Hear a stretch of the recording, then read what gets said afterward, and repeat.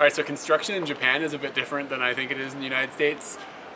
They've got this big building here, and they're constructing a scaffolding on the outside of the building, and then from there, I don't know what they'll do. Maybe they're replacing the windows, or I don't know what they're doing. But anyway, so they're building this scaffolding, and it's quite high. Like, I mean, this isn't just like 2 stories. It was like 5 or 6 or 7 stories or something.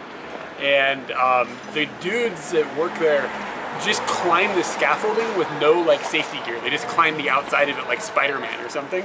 And each of them goes to a different point on the scaffolding, on the like a different level, a different floor on the scaffolding. And then to build the additional pieces to the top, they take like the tubing and stuff and the platforms for the scaffolding, and they throw them up like ants handing themselves, like, you know, like in a cartoon or something, like ants handing things to each other or whatever, and like going up the scaffolding so they can construct it. And like, I mean, it seems a bit dangerous. Like, if a dude dropped that bar and it came down to hit a different dude, like, it would ruin his day, you know? Like, that would really, really suck.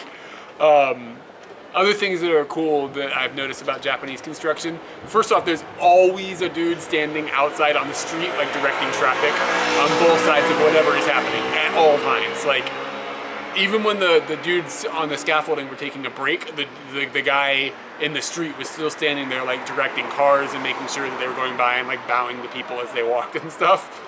And another thing that's really interesting is the dudes that work construction often wear really baggy pants. Like, they're normal around the hips, but the legs are huge and baggy, and they wear these shoes that split their toes into 2 different sections like this. And the shoes are soft. You can see their feet like curling around the bars and stuff. And even like when they're building houses, I've noticed they wear the same things.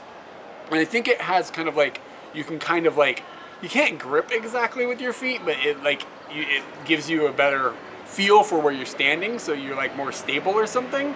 And a friend of mine who worked construction said that the reason they use the big baggy pants is because it makes you more aware of where you're stepping, so you're more careful. But I don't know, that sounds crazy. It just seems like they'd get caught on things, but I don't know. I just thought the scene, we sat here and watched lunch and watched these guys climb up the scaffolding and everything, and I was like, oh, this is really, really cool.